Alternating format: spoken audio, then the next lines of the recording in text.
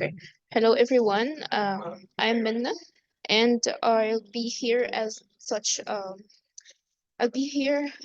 tech support during the tutorial. I want to introduce you to our tutor, Omar Shaalan. He's the data engineer at TRM Labs, and he will hold the from on ground to on cloud data engineering tutorial. I hope you all will enjoy this tutorial, and thank you. So go on. Yeah, thanks, Minna, for the introduction. So yeah, as Minna said, I'm Omar Shaalan, currently working as a data engineer. So basically, this should be a very light introduction session to data engineering. So my expectations are like if someone is into software engineering, but he's not really like familiar with what happens on data engineering within the data ecosystem, this could be a very good start for this person. And it will be kind of a light session, hopefully. And it will feel as if like I'm onboarding someone who is new to data engineering into our team, more or less, but in a very high level way. Like we're not getting into business details, we're getting more into some technical details of data engineering. So yeah, let's get started with this. So I'm just gonna take a quick moment to talk about myself, just to lay down the base of where did I gain my experience from. So I've graduated from Cairo University as a software engineer. And right after graduation, I joined Swivel as a data engineer. So for people who don't know Swivel, like this is a Cairo-based startup, and it currently operates in multiple locations. I'm not sure about them at the moment. Like it's been a while since I left. However, I joined as a data engineer, and I joined basically as the third data engineer. So there was not a lot of foundation or infrastructure laid down back then. So I had the chance to contribute to the growth of the data team. Plus, for people who know Swivel used to grow in terms of business very fast. So this also gave me like a chance to get to experience hyper growth within a startup. And then 3 years ago, I left Swivel and joined another startup, ironically as the third data engineer too. And the other one is TRM Labs. So basically, TRM Labs, it's a startup that builds blockchain intelligence uh, in order to build a safer financial system. So a quick explanation on whatever I've just said. So if anyone is familiar with blockchains and cryptocurrency, this is basically, I would say, money on the internet. It has some properties. And it's not part of the session, so I don't want to dig deeper into this. But however, this money is like, think about it as if it's your own money in the bank. However, it's just decentralized and much faster and anonymous. So it has some different properties from our own legacy money system. So at TRM, we basically try to grab some insights out of these cryptocurrencies in order to stop, I would say, people from doing fraud on top of these cryptocurrencies. And another interesting thing about TRM, which I really love about the company, is that we like, as I said, we're trying to get insights out of the cryptocurrencies. So we are a data company, and hence the data scale at this company is in terms of petabytes, which is, at least for me, was quite huge when I joined. So we get to process a lot of data on daily basis. So yeah, more or less, this is me. This is where I gained my data engineering experience from. I have contributed to both like the data infrastructures and laying down the foundation for both companies. And yep, that's it. So yeah, before starting, also like this session is sponsored by Wazaf, the career, like it's one of the DSC MENA partners in this edition, and it's the like the Egypt's leading recruitment platform. And yeah, so let's get started with some technical stuff. So for today's session, this is our agenda. We will go quickly over the definition of a data engineer and data engineering in general. And then we will discuss the expectations that people expect out of data engineers. And then we will go through where that, like, this is where the technical things start coming into place. We will go through something called the data engineering lifecycle, which is basically the process of taking an idea or taking some sort of data and creating a pipeline or a product out of it. And then we will very lightly discuss how can someone start his career in data engineering. Yeah, so let's get started with this. So what is data engineering? So this is a quote I grabbed from a book. It's called Fundamentals of Data Engineering. Highly recommended for anyone who's still starting his career in data engineering. And they say that data engineering is the development, implementation, and maintenance of systems and processes that take in raw data and produce high quality, consistent information that supports downstream use cases. So over here, there's a lot of keywords that we should be interested in. First of all, the fact that it's a development, implementation, and maintenance of systems. This sounds more like software engineering, I would say. If you think about software engineering, at the end of the day, we do develop and implement systems, and then once they're production, we have to maintain them. But when it comes to software engineering, we're really talking about products. So it could be a mobile application, it could be a website. Definitely, it has its own challenges. However, when we speak about data engineering, it is kind of the same process. So anyone with any background of software engineering shouldn't feel like this is a huge difference from what he knows. It's basically almost the same process. However, the context of your work changes from product to dealing with data. And it also definitely differs if you're like between companies and others. Some companies will have like more work with raw data. Some companies will have more work in terms of maintenance. It really depends. But at the end of the day, we're just moving around the raw data. And the second part of this quote, which I really like, is explaining who is the expected end customer. And usually, but not always, the end customer would be a data scientist or a data analyst who is actually waiting for the data, because once he gets the data, he will be able to like produce some insights out of it. So, and the idea of this session, basically, when we say we're going from on ground to on cloud, so on ground is basically whatever the thoughts that we have before building any project. Basically, we have some data, it's scattered around, we have no idea what to do with it. And because of the fact that data engineering runs completely on cloud most of the time, we will take a look on how can we take this like ideas from on ground and actually make it and implement it on cloud. And before we dig deeper, there might be a question that arises if someone is new to data engineering. And actually, I had this problem back then when I started my work. So fun fact, when I joined the first company as a data engineer, I genuinely thought I was joining the data science team, and I had no idea data engineering existed. So I personally had this issue in understanding the difference between the two like career paths. And I think it's okay. At the end of the day, it's just like you have to learn it. Um, so the main difference between data engineering and data science, so both of us, we do complement each other. So a data engineer on his own, we will do some work, but we won't get the full value from the data. And a data scientist on his own, he will also do his work, but he can get the full value out of the data unless it's complemented by the other party. So in data engineering, and as we just mentioned in the quote, we are more interested in getting the raw data and cleaning it up, ensuring it has some sort of like quality expectations, and then delivering it to the data science. Basically, you can say that it's the process of preparing the data and just preparing it. So we don't own what needs to be done with this data. We just own the data at the end of the day. However, if we take a one step downstream and start thinking about the data scientist, so I'm not a data scientist, I won't be able to speak for them. However, they do take the data and produce some sort of analytics or insights or facts out of it.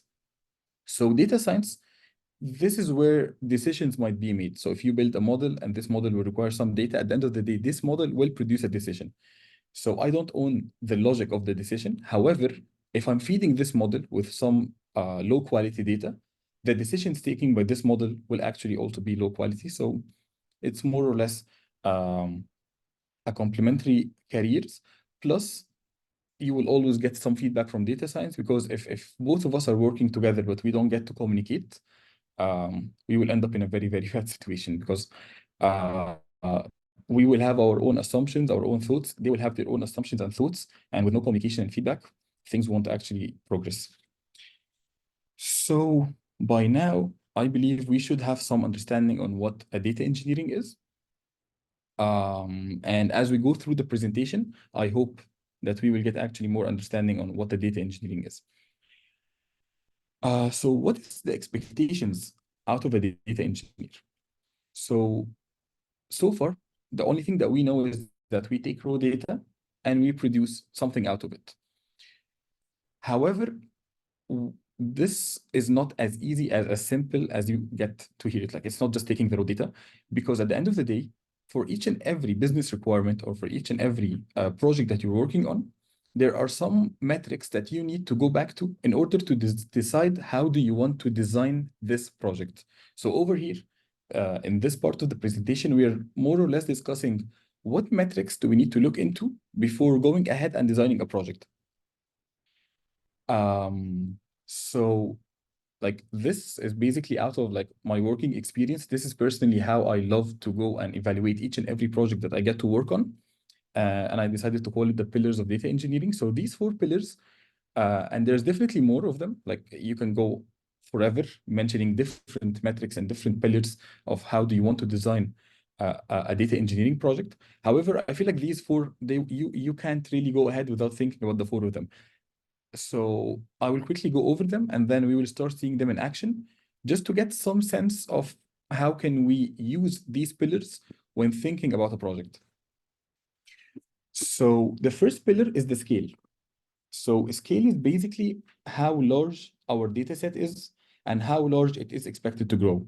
So if you think about this in terms of anything in real life, like for example, if you think about a restaurant serving 1 customer per hour will definitely not work as a restaurant serving like 50 or hundreds or thousands of customers per hour.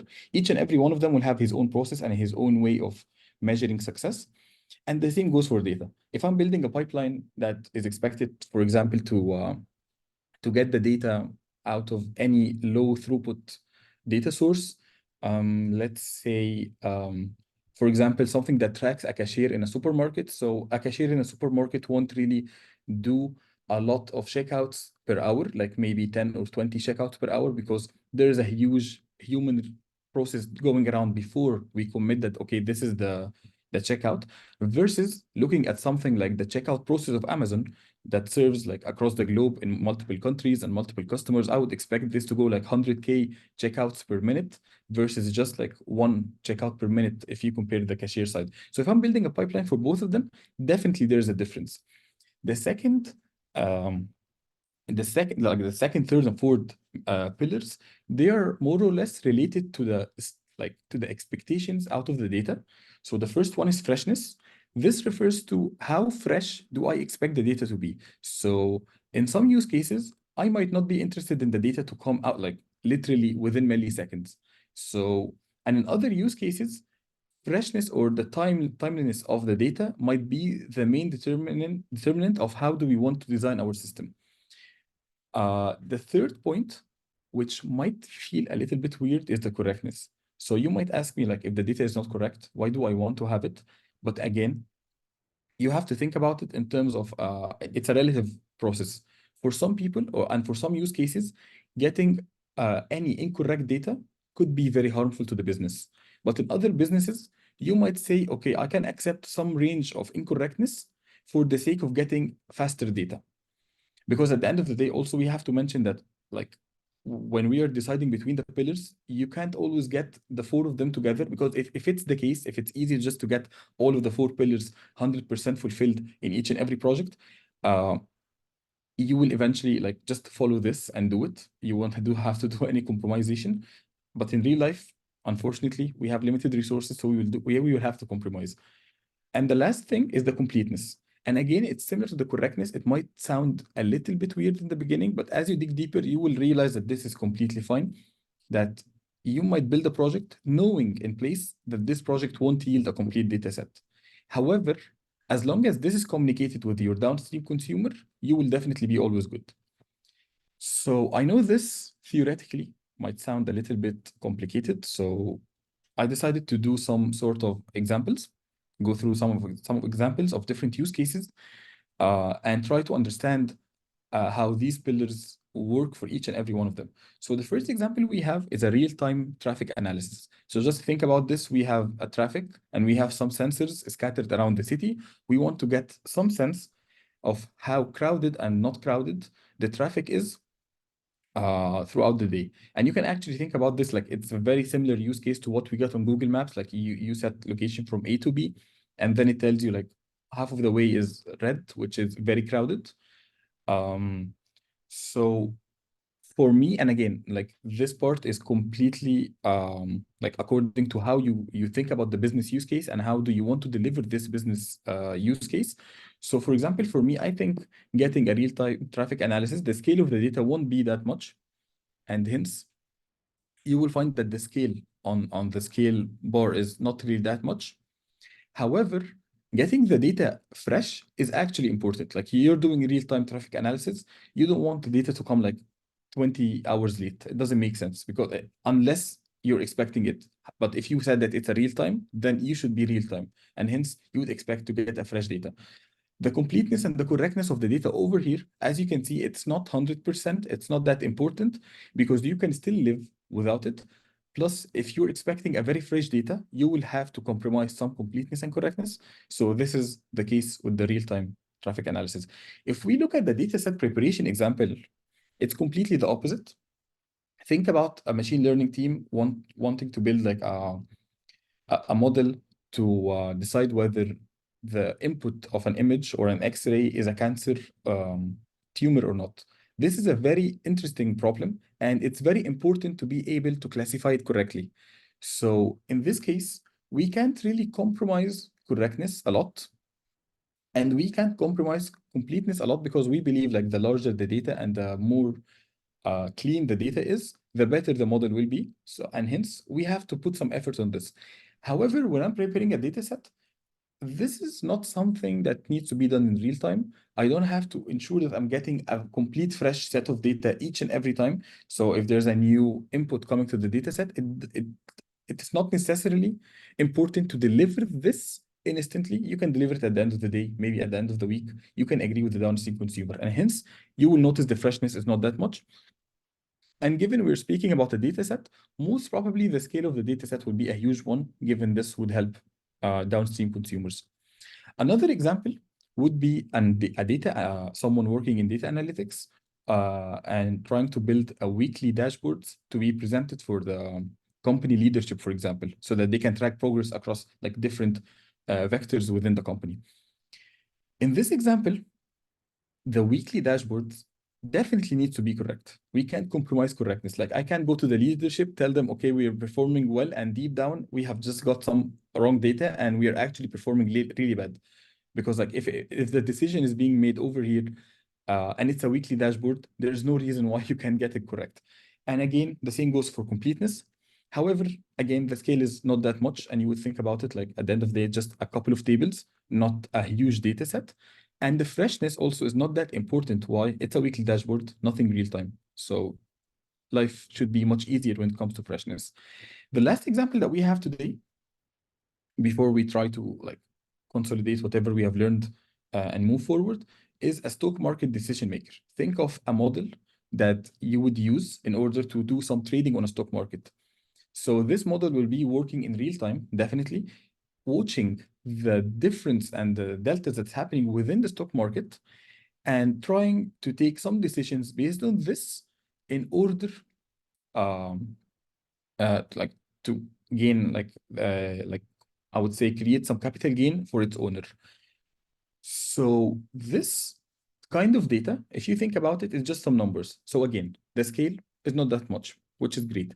However, we're speaking about real-time decision making. If I get the fact that, for example, some stock prices have went down, so I should have bought them 10 minutes late, this information is no longer valid. Like we have to wait and get a new, more fresh data in order to take the decision.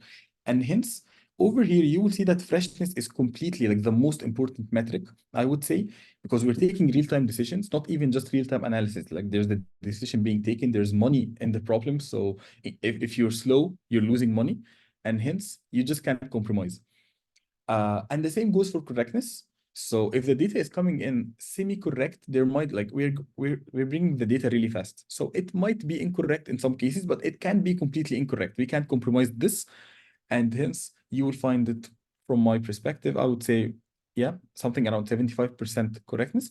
However, when it comes to completeness, if you think about it, you might think for this program to work perfectly fine, we need to get complete like the complete image of the stock market.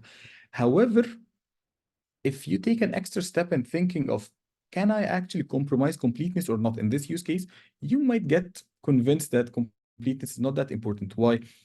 Assume that part of our data is actually down for some reason, like we are tracking 20 stocks and 10 of them are down, we can bring them. Would it be better to deliver the data that we know about the 10 other stock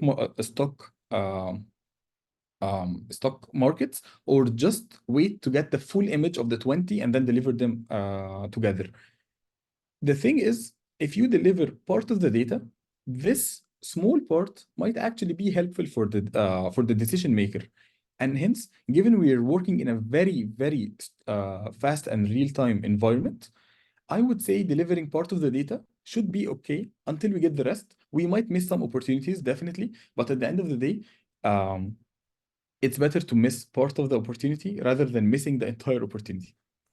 So this is basically us putting the 4 different use cases all together on the single graph. You will see that there's definitely a difference between each and every one of them. And the thing is, according to each and every one of them, and each and every metric, how you decide to assign it, this will contribute a lot to how you think about designing the problem downstream. Like once you understand that you need something fresh, you would definitely eliminate a lot of different possibilities that you could build, because these possibilities won't yield a fresh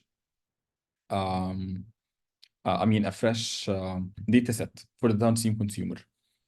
So, and as I mentioned before, I hope like this entire philosophy is kind of more clear at the moment. But as I mentioned before, there are other pillars. Like as you dig deeper into data engineering, you will realize that there's other pillars. Someone would say the cost of building the pipeline is a pillar, and I would definitely agree on this, because at the end of the day, not I don't want to like invest all of my money or all of my capital into a single solution. It could be the fact that this solution is not that important, the value we're getting is not that high, and hence, why don't we just uh, build a cost-effective project? And in other situations, we might not be able to compromise anything. We have a lot of capital and we want to invest. So as you grow within the field, you will eventually have your own mind map of the pillars of data engineering and how do you want to tackle your own projects. So yeah, now we move on to the technical part, I would say, which is the data engineering lifecycle. So the data engineering lifecycle, I would say, is the most basic way of thinking about a data engineer in general. So is this everything? Definitely no. There's a lot of other things that we cannot cover within the 1 hour half, 90-minute session.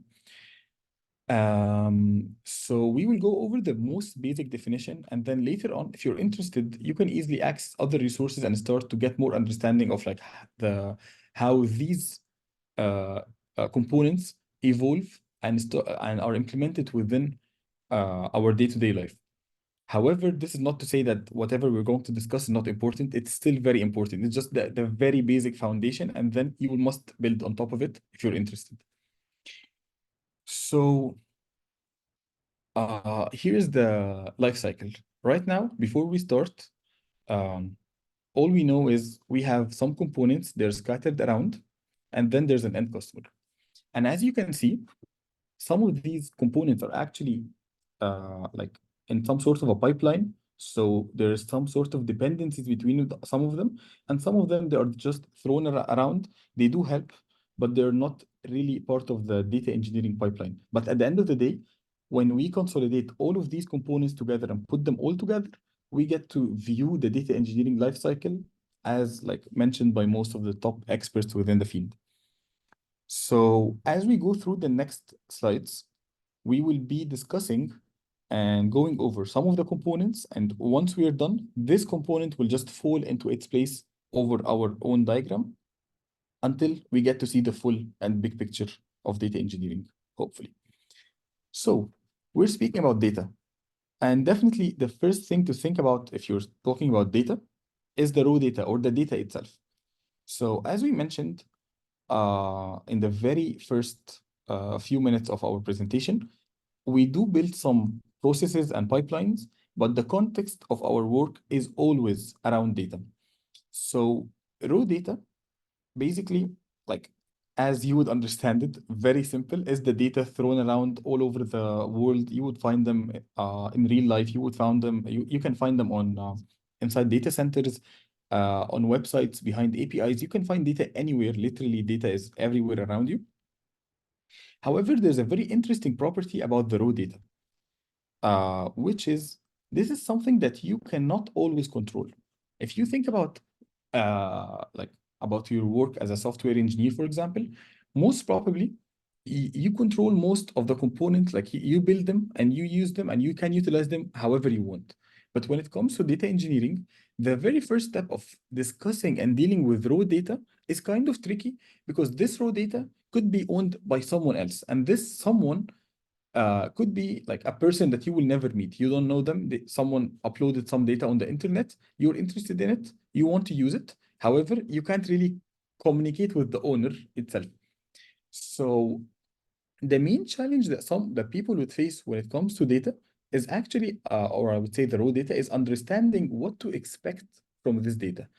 Because as I said, if you're not the owner, you can't expect how the data would look and how frequently the data would be updated and whether the data source itself, is it, I would say, is it maintained or not? Would it throw some errors or not? So there's a lot of questions that you would need to answer before depending on the raw data. So over here, these are the I would say bunch of key considerations that you would think about before this dealing or starting to work on some raw data. The first one is the data retention rate. So basically this means how long would the data wait for me until I can come and ingest it or grab it out of its own source into my own systems.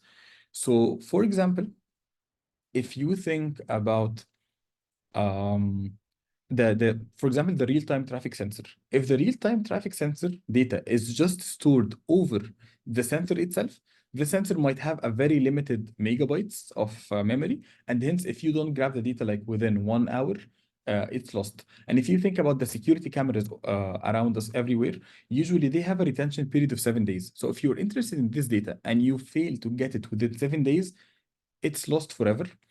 And the thing is, someone would say, why can't we just retain the data forever in the data sources? It's a very valid argument. However, one of the problems of data engineering and dealing with data at this moment is any question of taking more time usually comes back with a cost. So if you want to store the data of the security cameras for more than 7 days, no problem. You have to buy more hard disks and hence you can store them. So it's not always easy to go with the simple solution of saying, okay, I'm going to increase the retention rate because this is not how things happen in real life. The second thing is the data generation rate. So is the data generated on milliseconds cadence or is it generated on daily cadence? Because again, if it's a very fast data, I might think about it in some sort of way. And if it's a very slow data generation process, I will definitely think about it in a completely different way. And again, we can go back to the example that we mentioned earlier of the checkout systems. Like the data generation rate within Amazon checkout systems is definitely faster than any of the supermarkets that you will find around in your neighborhood. The third one would be how often do the source system fail? Because again, as we said, we don't own it. We can't control it. And it's completely owned by someone else. So you will just have to follow whatever is going around on the other system.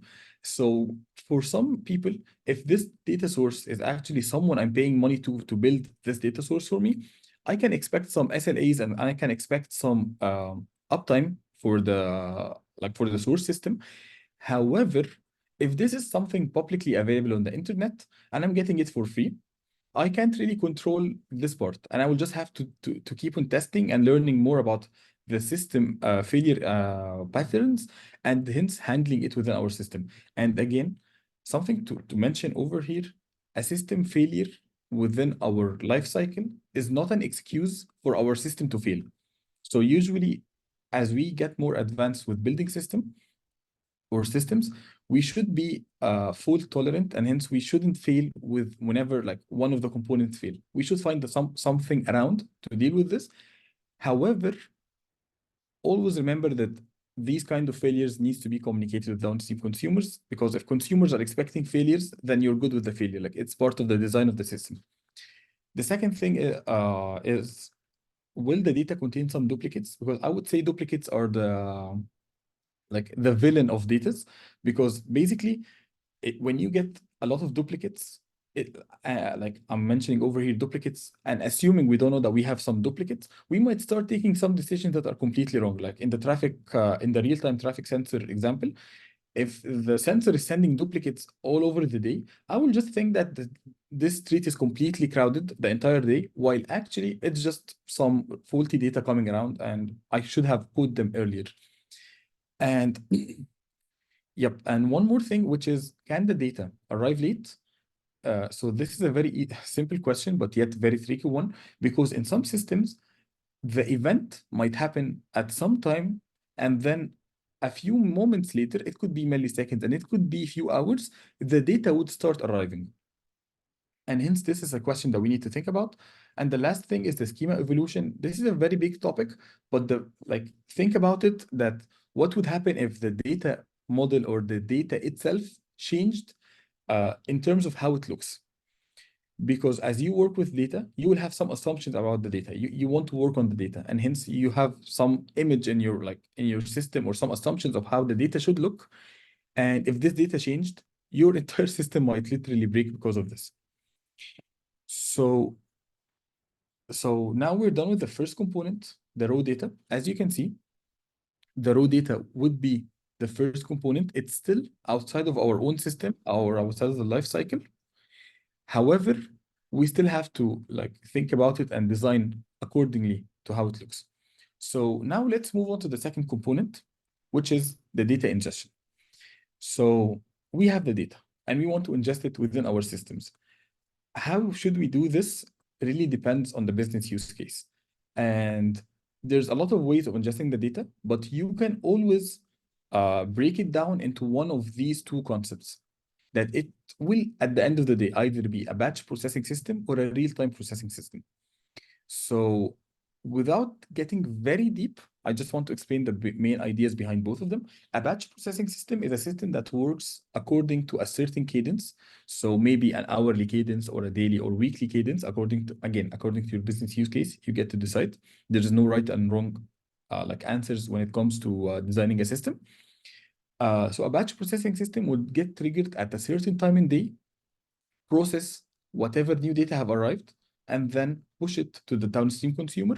A real-time processing system would, on the other side, process each and everything as soon as it arrives.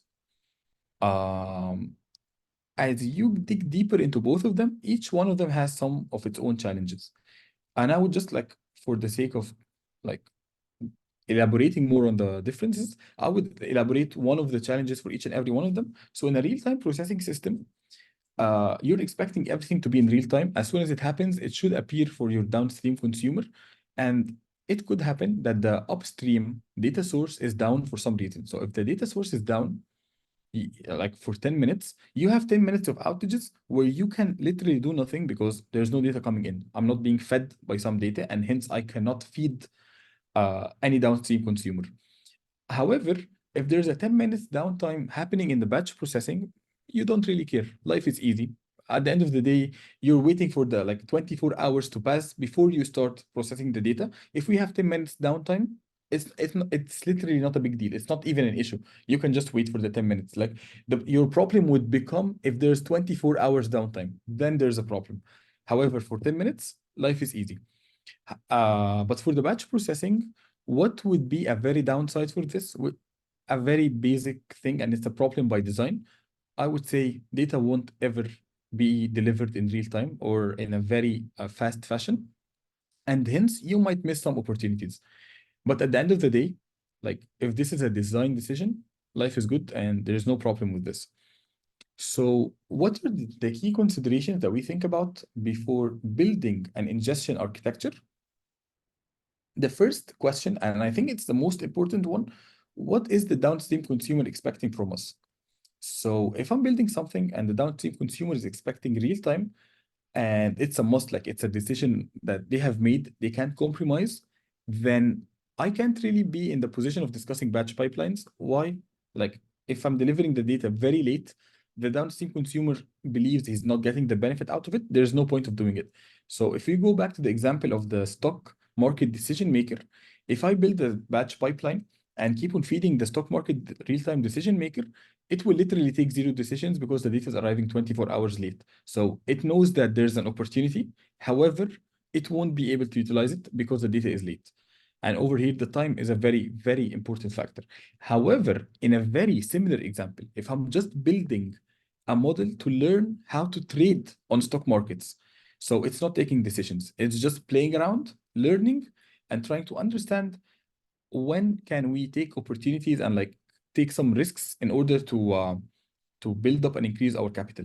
In this case, we actually can provide the data in batch process completely fine. Why? Because we're just learning. There's no decision making being made in this example.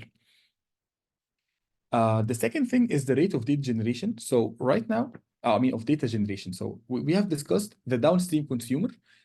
We should also discuss the upstream source itself. Why?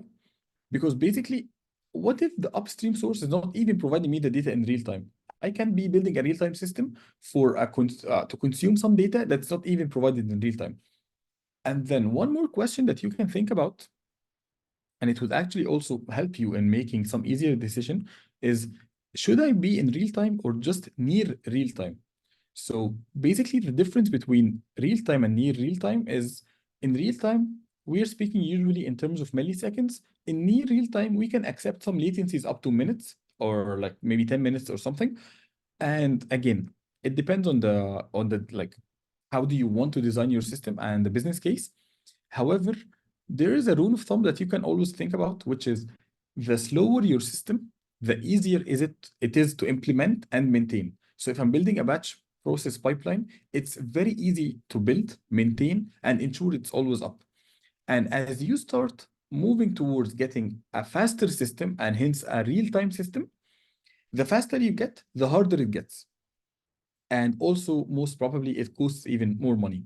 So you're paying more and putting in more effort and more maintenance cost to ensure this system is always operational.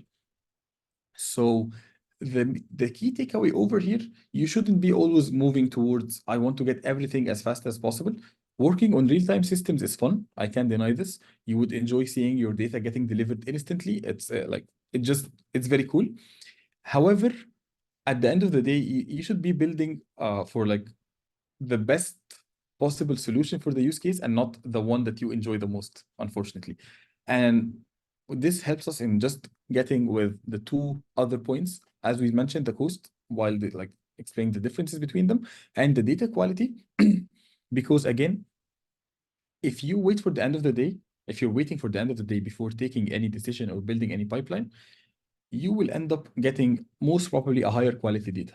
Because just think about it, if for example, we're building a system, let's say for to get the data of the weather forecast, usually a weather forecast, if you look at the history of like the past day, the data you get within the history is most probably correct. However, if you look at the same data instantly, like right now, what's the weather like? It could be wrong because like things happen. Like it's a data coming from sensors, and the sensors are reading some natural metrics, which is like the weather, humidity, sun, and these metrics might not. First of all, they might change quickly, like instantly. There might be some rain, and you will not learn about it instantly. But if you wait for the end of the day, you can easily say that there was like a rain on 4 p.m. So data quality also is similar to cost. The slower it gets, the easier it is to maintain, and the faster it gets, the harder it is to maintain.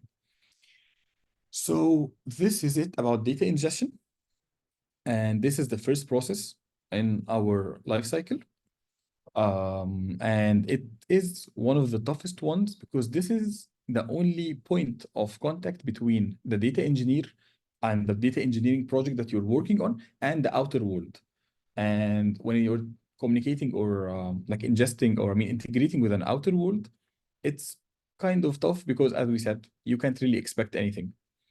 Now let's move on to the next component within the data engineering lifecycle, which is data transformation.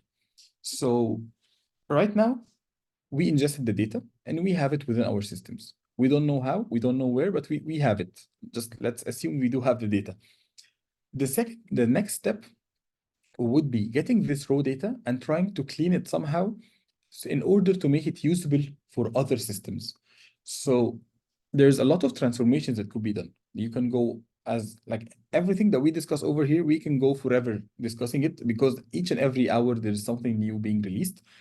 But I would say these are the three main things I would look at while doing some data transformations. The first thing is data modeling. So you're getting some raw data. This raw data could be anything, literally anything. It could be videos, it could be files, it could be photos, it could be logs. Um, and it could be very structured, it could be very unstructured. You literally have no expectations on what to expect. However, when it comes to data modeling, this is the process of taking the raw data and like trying to literally model it into something that's making sense. So usually when like there is a huge field of data modeling in general, we can take it in like 5 minutes. But I would say I would think about data modeling as a way of mapping the raw data into real life entities. And hence you start building some literally models. Like for example, you would say there's a for a let's say an employee. Like if you're building a human resources database, you would try to get your data and model out of it an employee, for example. So you're trying to grab the properties of this employee out of the data that you're getting in order to make it usable downstream. The second thing is enrichment. So enrichment I would say is not as like it could be part of the modeling. However, you can also decouple enrichment from modeling because enrichment could be done by outer data, like by completely different data sources too.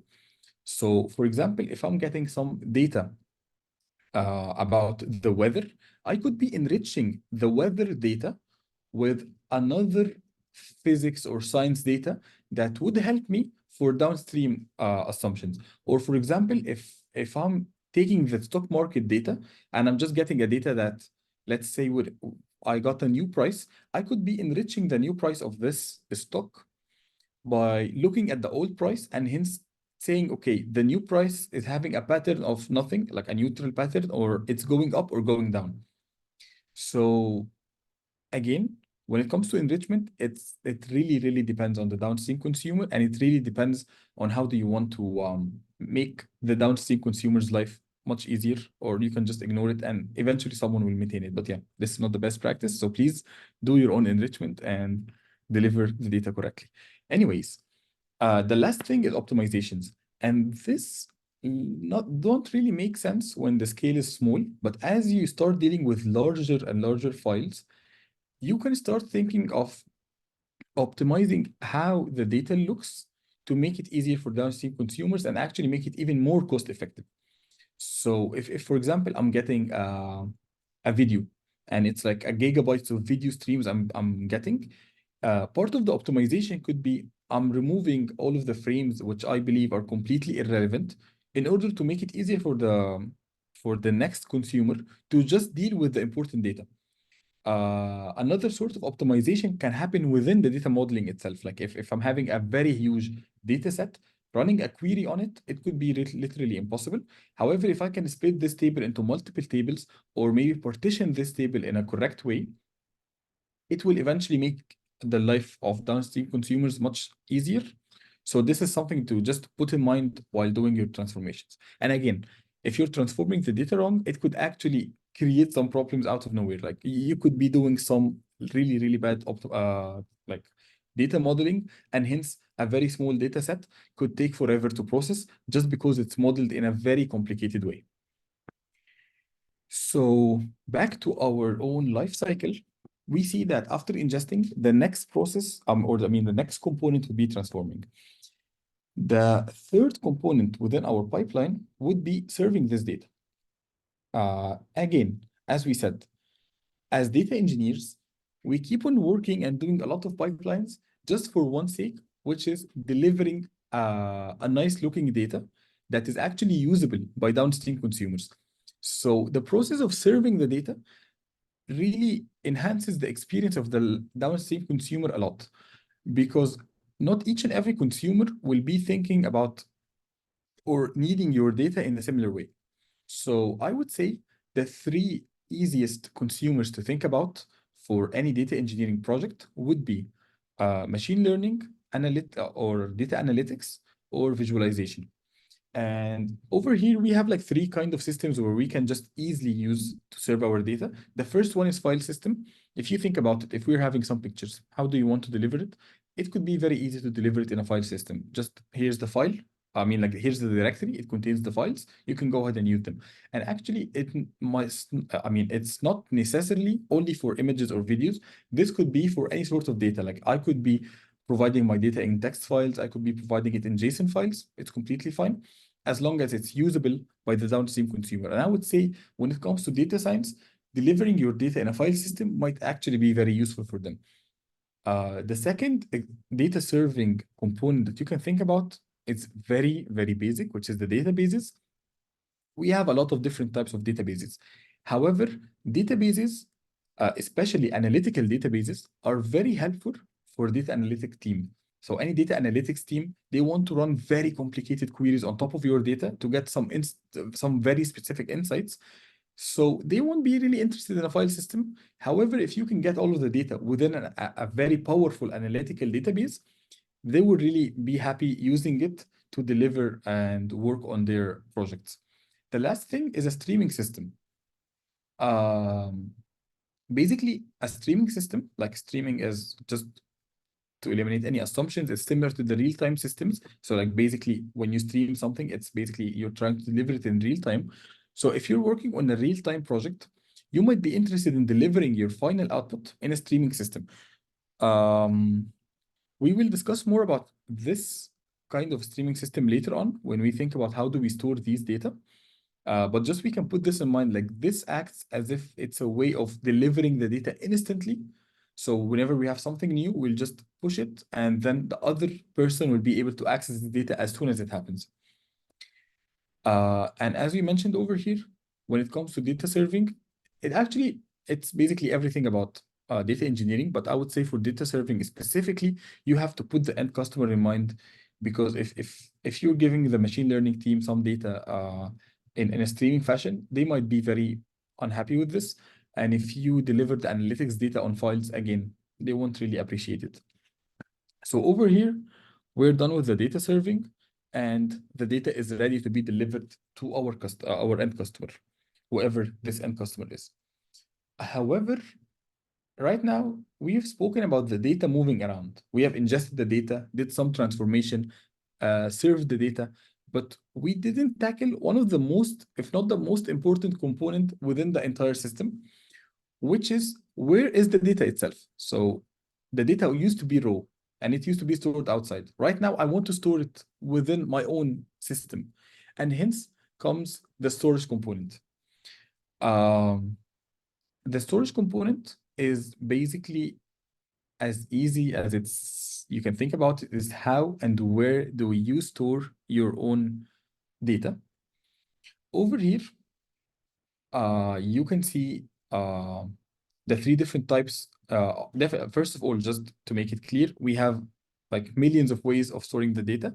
I would say these are like a very three common components that you can use to store your data. And not necessarily the most important ones, but at least the most common ones. The first one is the cloud buckets, where you can store your data on cloud within file systems and hence make them accessible by different people, which is cool.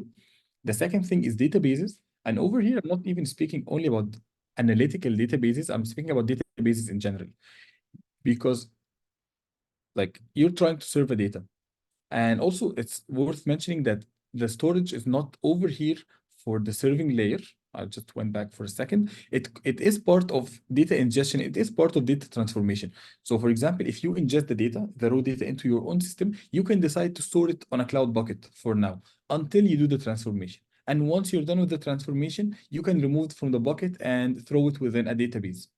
And then once the transformation is done, you can start ingesting it in the messaging queue. So literally, this is this is a design problem. And hence, you can literally do anything. You have the entire will of doing anything as long as you're not like wasting all of your money. You should be good to go. So over here, The one thing I also want to mention, which is kind of part of, I would say, not always considered as a storage system, but you can technically store some data on it, is the messaging queues. So most of the people might be familiar with buckets, might be familiar with databases, but messaging queues are basically, as the picture shows, it's a queue. So it's a first in, first out. Um, you get the data from one side, you ingest the data, and then someone else can consume the data from the other side. There's a lot of use cases for this, but something to mention, because like this is how you think about designing a problem. Usually storing a data on a message queue has very two extreme downsides, which is it's a first in, first out. As we said, it's a queue. So you can't access the data as long as you want. You literally have to access it in a sequential way. And the cost of storing large data on message queues is very, very, very large. So you can't say I'm storing like my entire historical data set on a messaging queue, because you can literally go like bankrupt within hours easily, because like storing the entire history of something is not accessible easy on messaging queue. Plus, like also reading and writing into a messaging queue is also expensive. So it does serve a very specific problem, which is streaming data, but you cannot be using it randomly because you will end up regretting it eventually.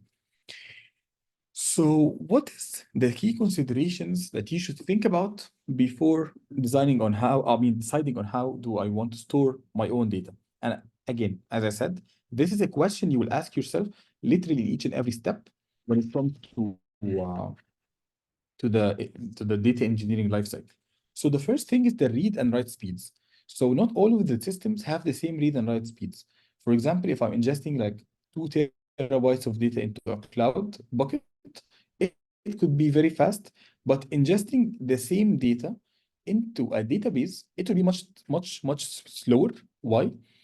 Because you have to index it. Like the database is a very structured data set. Like it has a very structured way of sorting and storing the data down within it. So you will have to wait for this data to get indexed, and it will take way more than expected. The second thing is the scale, because again, the scale always comes in when you think about data engineering. You can't deal with, uh, I would say, a small data set or a small bunch of data the same way you would deal with a large zettabytes scale data set.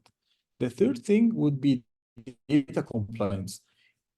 This is a very interesting problem, and it becomes more important as you work with, I would say, important data. So if you're working with a very publicly available data that no one is interested in, you usually you don't have any sort of compliance.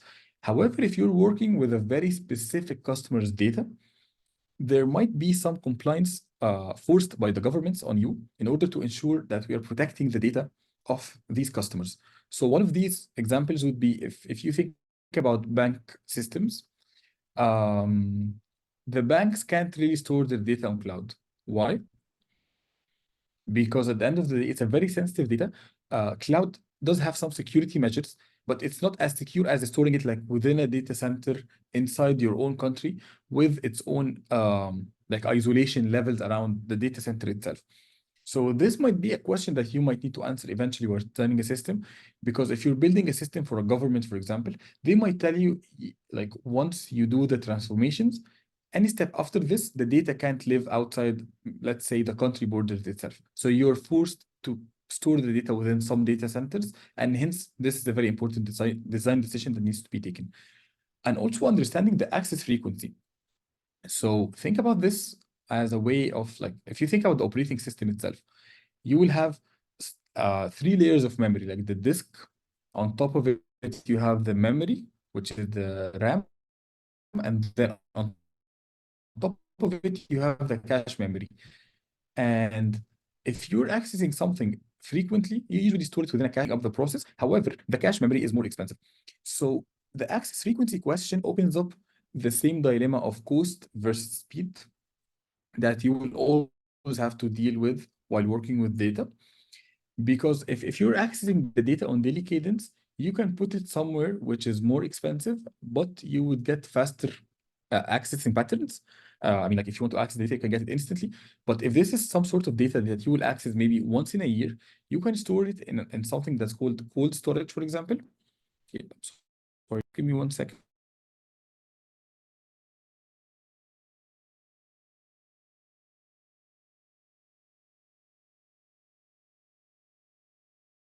Okay, sorry about this. So if you're storing the data and you're expecting to access it like once in a year, you don't really have to store it in somewhere expensive. You can just go with something called cold storage, for example, where you would pay much less. However, if you decide to access the data, it would take longer. If it's once per year, it could be a very like good decision. And the last thing, cost. I don't want to speak about it again, but yeah, we will always mention cost whenever it comes to any design decision. So right now, we're done with the main components. And the rest of the components, I would say, I would just go over them quickly, but they are very helper components that ensure that your system is actually operational. So right now, you have some data being served. You can live with this. However, like you will have some issues if you decide to just keep on going on without using the rest of the helper functions or the helper components within the system. The first one is the data quality.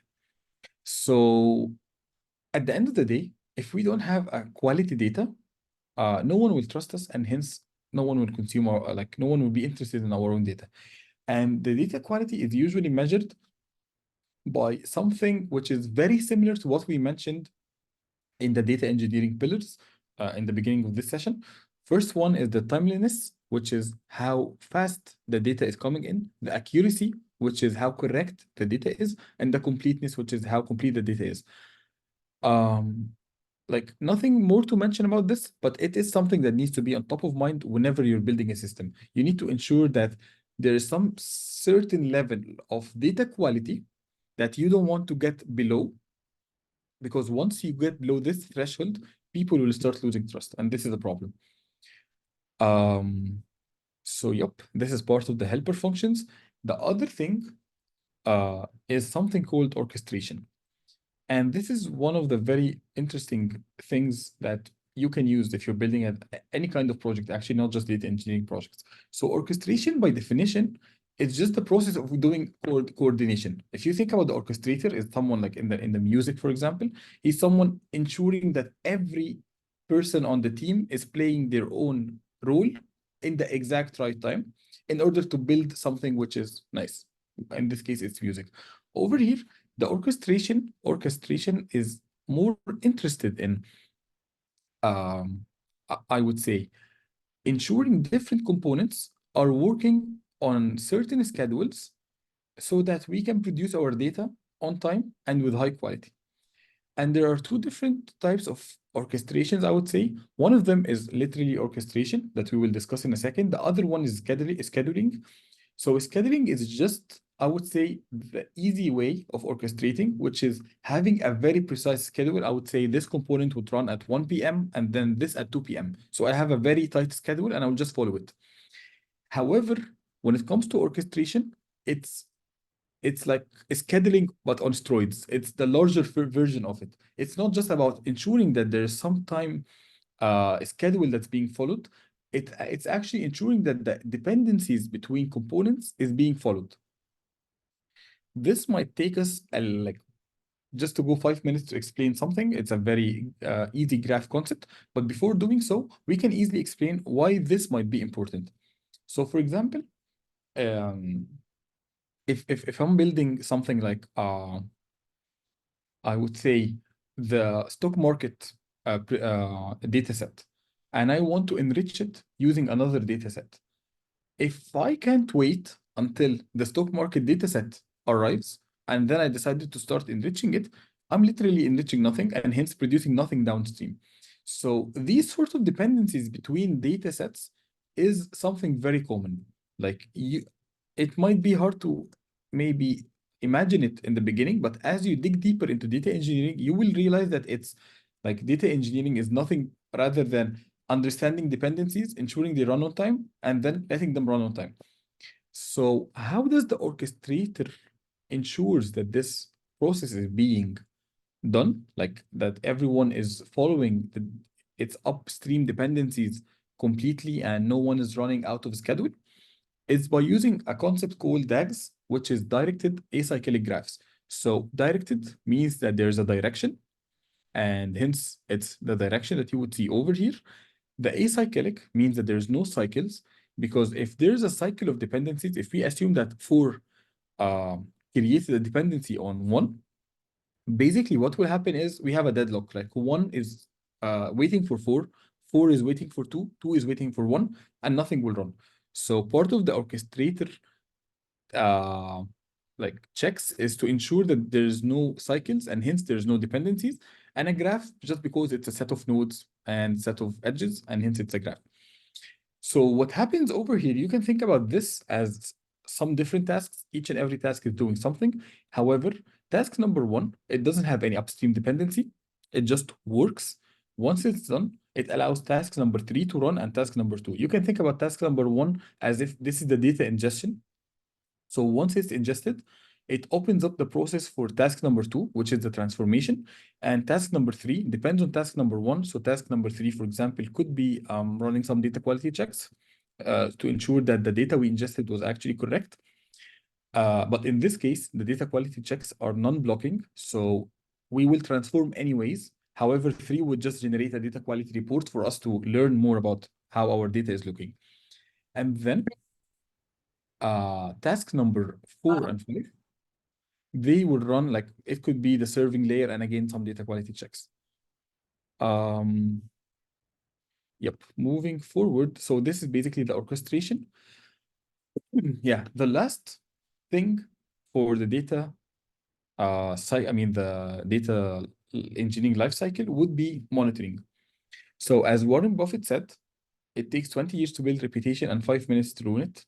So basically, the main idea or philosophy behind monitoring, which is kind of similar to the monitoring of any software engineering project or product, it's not really in something related to data, but it is, if we don't have the right monitoring in place, things could be completely not operating and or not operational. Things could be completely not working at all, and we have no idea. And you just wait for like 2 days, and then a customer calls in and says, the data is not arriving. Is it correct? Is this expected? And then you will realize that this is not expected, and then you will have a huge problem. So what monitoring does is that it allows you to get some observability, some sort of dashboards to see and understand how healthy your system is. So part of doing the right monitoring is, first of all, watching the correct metrics. So we mentioned data quality, and data quality is basically something that says whether the data is, or I would say how correct or how good the data is. So watching the correct metrics means ensure like having some sort of dashboards that says this is the summary of the data quality, this is the summary of the report, whether it's looking good or not. Having some dashboards to ensure that each and every component that we mentioned is healthy, and also maybe having some monitoring on top of the external component, because if I'm not monitoring the raw data itself, whether it's operational or not, eventually my system might break and I will never know about this. The second important thing about monitoring is being able to proactively fix any issues. So there's tons of issues that might happen. You can't really predict all of them. But the only thing that you can do is that if you know that there's an issue, go and fix it. Don't wait for someone externally or a downstream customer, whether it's like within the company or outside, to come in and tell you, okay, there's something that's not working. Actually, it's much better if you can fix this on your own proactively before getting reported multiple times about an issue. And the last thing, which is how do we improve our monitoring? There's three very nice metrics that you can think about, which is the time to detect, time to fix, and time to recover. So basically, the time to detect is how many seconds or minutes did I need to detect that there's an issue. I did not fix it. I just knew about the issue. So if the issue happens on 1 p.m., I could be catching it on 1 p.m. and 5 minutes, which is like 5 minutes later, which is, it could be good, it could be bad according to the business. However, I could be detecting it like 10 days later, which is not something that I would recommend. The second thing is the time to fix. So once we have detected the issue, how many minutes or hours do I need to fix the issue? And the last one is the time to recover, because once we fix the issue, we will already have a lot of data that was generated and we have already missed from processing. So how many minutes or hours do I need for my system for my system to recover? And definitely, the less these metrics are, the better the system is. Like I would trust a system where we can detect and fix an issue within like 2 minutes. This is something that actually not even like doable in real life. However, if the time to detect and fix and recover from an issue is like in terms of months, this is a red flag about the system and that needs to be fixed. Or otherwise, your customer will eventually lose trust. So now we are done with discussing the data engineering lifecycle. And as I said, there's even more components, but we were like capped to a certain time, so we had to follow it. What I would say is that if you're interested, please go ahead and keep on reading more about this. You will find some other components. Some of them might be mentioned here, some of them might not be mentioned here. But at the end of the day, you get the idea, and then you can easily build on top of it. Now, I've just noticed, I think someone sent, oh, there's a Q&A. Chat is disabled. Oh, okay, I'm sorry. There's a question, so I'm going to quickly take it. Can we say the data engineer is responsible for the quality of data and data scientist is responsible for the modeling of data? Okay, so this is a very nice question. Uh, Okay, I'm answering it right now. Okay, my first time on a webinar, so I'm not sure how to do it, but yeah.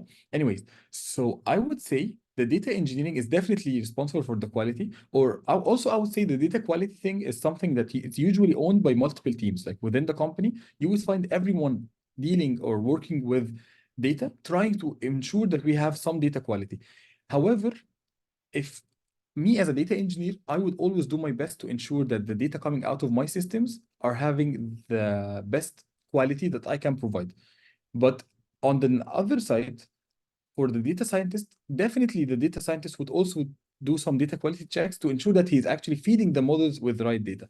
When it comes to data modeling is, I feel it's some sort of a shared task between both of us, because as part of our job as a data engineer to transform the data and clean it up, we have to model it. The data scientist might take the model data and remodel it in a way that they would love to do, and this is completely fine. However, as a data engineer, if you're not modeling the data correctly and you're just like throwing in some raw data with like no schema and no modeling and no philosophy behind it, you might end up. Okay, I'm sorry. I think I did something wrong. Just give me 1 second. Okay, we're back. You might end like if you don't model it, like your data might eventually go out of control.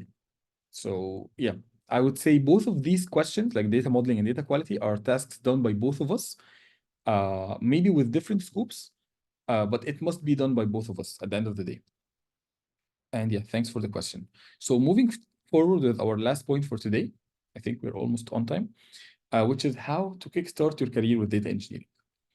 So basically, as you have noticed, as we have been speaking about this throughout the presentation, okay, there's actually more Q&A. Okay, I'm going to finish this up and then we can take Q&As. I have no problem with this. And also for the support, if we can take more time for Q&As, I'm more than happy to do it. But just let's finish up the presentation quickly. It's the last slide. So as we mentioned throughout the presentation, data engineering is software engineering at the end of the day. It's the same concepts. You're using programming languages. Whatever you have learned in software engineering can be easily transformed to data engineering. So if you're a software engineer looking to work in data engineering and someone tells you you have to take a lot of courses and learn a lot of tools, this is not always that true, because you will learn them by time, but you don't have to stop your life and just keep on learning more stuff to do it. So it is software engineering at the end of the day. But on top of it, like can think of like the software engineering being the cake, but the decoration around it would be the data fundamentals. So whatever we have been discussing today, this is basically data fundamentals. And for you to understand the data fundamentals as a software engineer, it's a very, very easy process because you're already familiar with how computer works, how systems work, how can you build a product. You're just not familiar with the context of data engineering or the data itself, or maybe even you can even be familiar but not that familiar with it. But this could be very, very, very easily gained, and it will be gained by experience. I mean, like by time, nothing that's completely new. Like I'm assuming if someone is a software engineer, have seen this presentation, it's just us discussing new philosophies, but it's not us introducing completely new patterns that, like, as if I'm explaining medicine, for example. It's at the end of the day, it's easy. The last thing is the tools. A lot of people might tell or see that data engineering or data science is all about learning tools. I wouldn't be pro this assumption. Why? Because if you have the skill set of a software engineer and you have the skill set or the technical skills of dealing with data, you will eventually be able to use the tools. Like throughout my presentation, I didn't need to mention any kind of tools, but each and every component that we mentioned, if you understand it correctly, you will find like 10 tools implementing this component, and instantly, if you understand the concepts behind it, you can use it. So the idea is you might need to learn about the tools, not in terms of learning how to use the tools, but learning that the tools do exist. And hence, when you're building your project, you basically have to set the right tool in the right place. And that's it. So you don't really have to waste a lot of time learning all the tools around the globe, because believe me, it's not doable. Like literally each and every minute someone introduces a new tool which does the same thing but with some different optimizations, and you can't really waste your time on this. So this was it for today. This was the planned session. So if you're interested in learning more, you can easily reach out to me on LinkedIn. Like my name is Omar Shaalan. You will find it, hopefully. If not, maybe you can reach out to the data science conference, because I didn't have a way of sharing my link over here.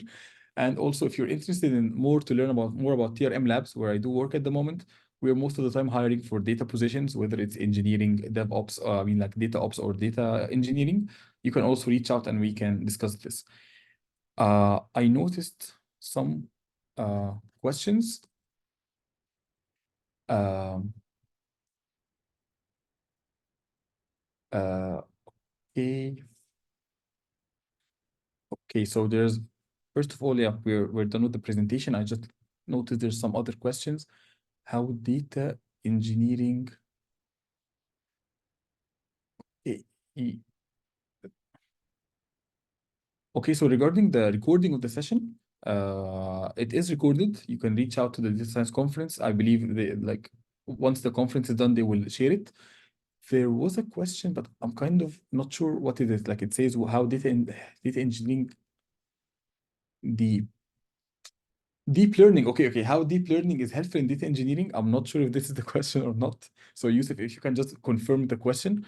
And for the second question, what modern techniques should I learn to deal with big data, from gathering data to warehousing? What skills?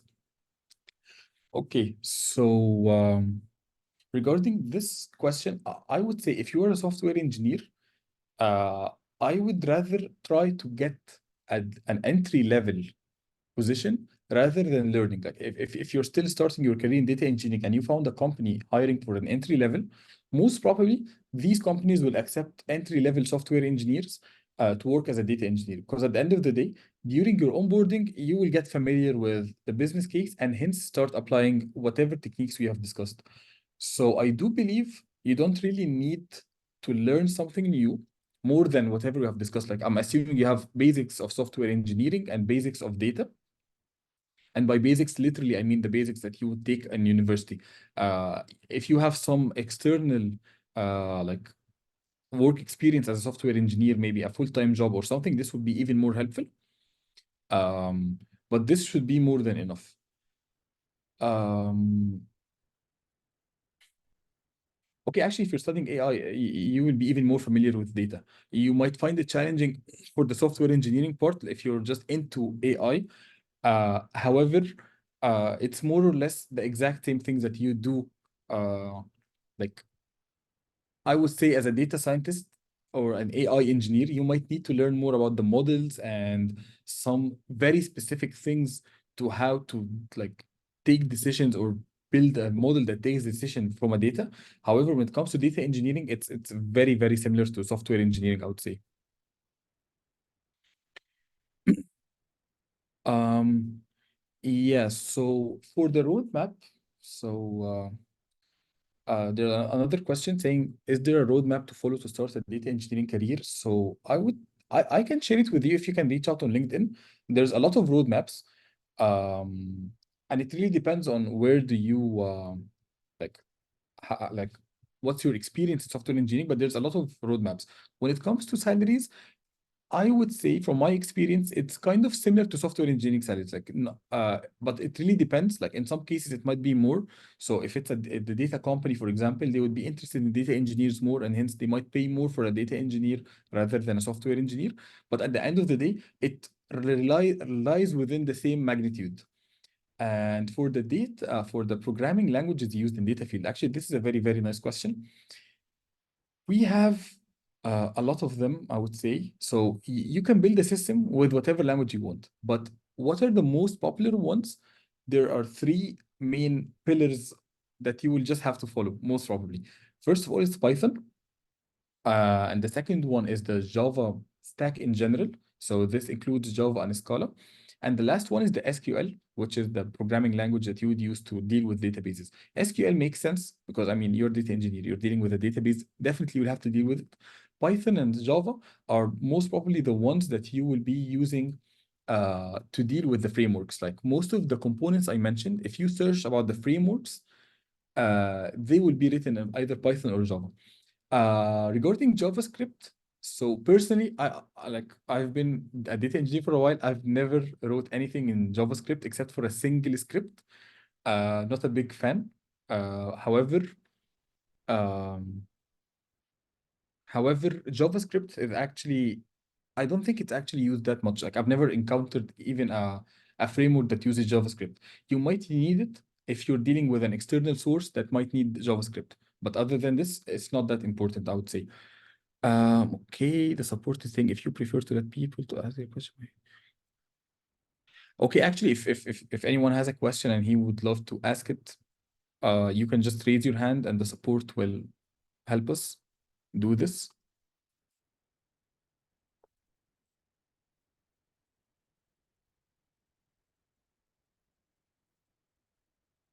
Okay, I think Please, I wanna question.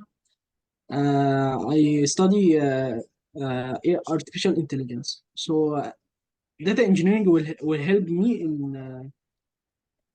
in creating the model or in AI as a general. Okay, yes. So let me tell you this. Actually, like from my experience, even in working with Swivel, for example, Swivel had a very large data, like AI and data science team, but a very small data engineering team back then.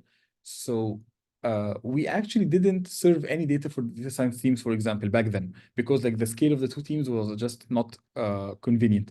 And hence, the data science team, they had to do their own data engineering work to get the data. So I would say, as an AI engineer or a data scientist in general, if you learn more about data engineering, this would be definitely helpful for you. Like, there's no way that you want benefits from this. Um, like, you don't really have to dig fully deeper into this. Like, you don't have to understand all of the components very deeply and how to design the best system. However, if you have the main concepts, it would actually be very helpful for you to just unblock yourself whenever needed. Like you need some data, you found a data source. If you understand how this source is working and how do you want the data to arrive, you can like within 5 days or something build a pipeline for your own to fix this problem. So yeah, I would agree that this is definitely helpful and would recommend anyone working on So data. studying big data is just my my duty or to get deep into a Spark or any technique in data engineering. Okay, so Spark is actually like Spark can be used for many things. So like whether it's some work done by data engineer or a data scientist. However, studying a big data course, especially the one in college, like, the problem is I don't know what's the component of this course, but from my assumption, it's definitely something related to how can you manipulate some data and work with it. So this could be at least a very, very good start for now.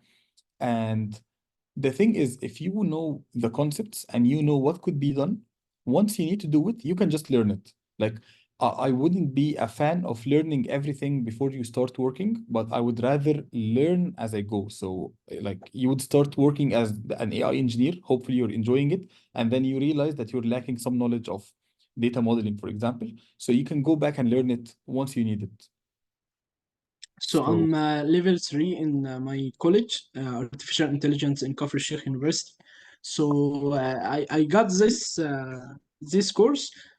So I'm got interested in data engineering. So I got full course duration 6 months in data engineering. So I'm studying deep learning, especially computer vision. Is that intersection with that, or will distraction me?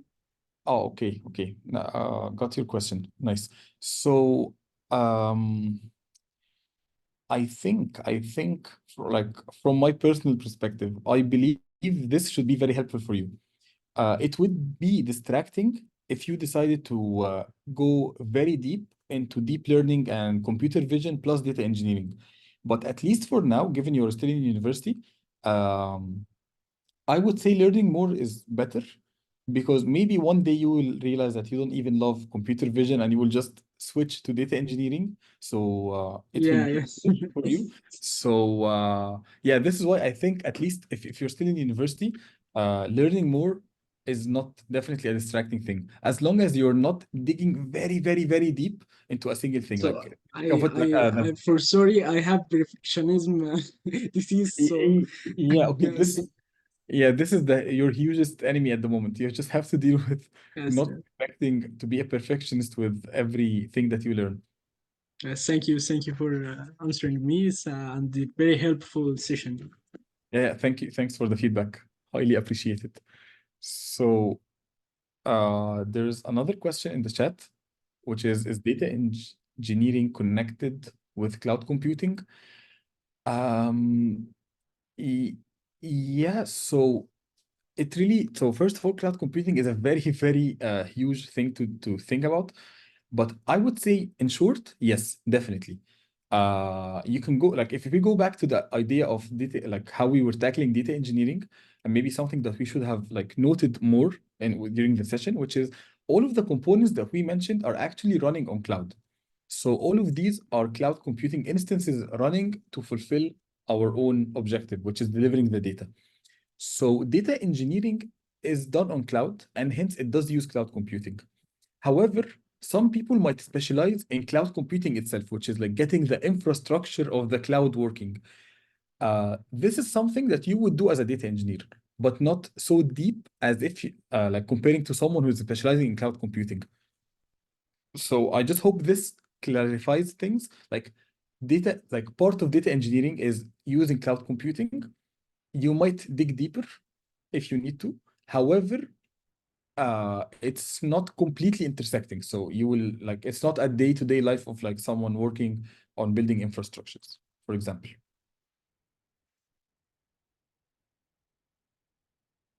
Yep. Yeah, thank you. So, any other questions?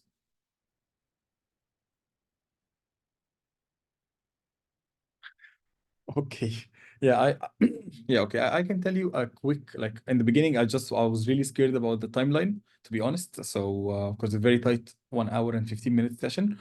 So in brief, um, I'm assuming that you like, okay, just let's take it quickly. So, blockchains basically is like I would say another or a different concept of storing data in general, which is you store it in a decentralized fashion, and there's some sort of dependencies between each and every block, and hence because there's a chain where like every block is marking the other block, and it has some very cool properties and some very cool use cases, and one of them is cryptocurrencies.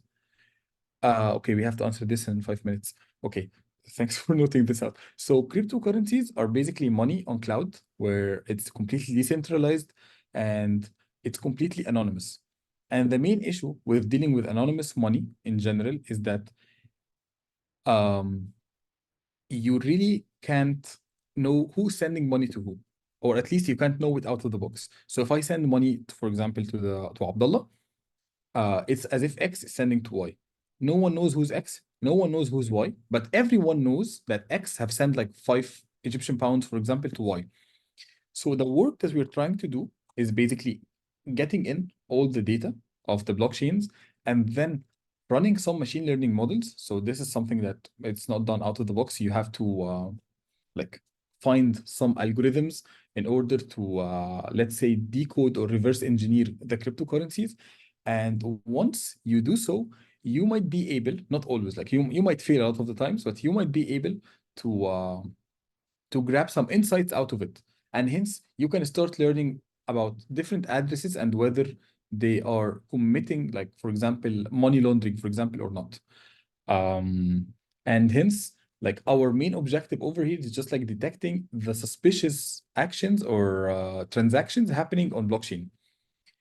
And like, I'm not really familiar with like the big brain algorithms used behind this because I'm a data engineer at the end of the day. So I'm really familiar with the pipelines of getting the data. I'm really familiar with this. And yeah, so moving forward, and of course, if anyone has any question, you can just send me on LinkedIn. I'm more than happy to chat about any question, whether it's related to data engineering, software engineering in general, or anything.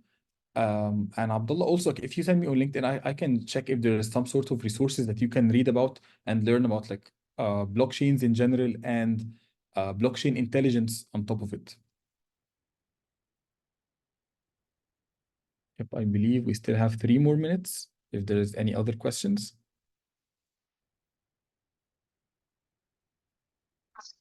So we have to shut down now. I'm so sorry. Okay, Uh, okay. Thank you for today and for the wonderful tutorial. And thank you everyone for attending the tutorial today and being with us. So we will see you tomorrow from 8 a.m. And bye bye. Bye bye. yeah, thank you. You're Bye. welcome.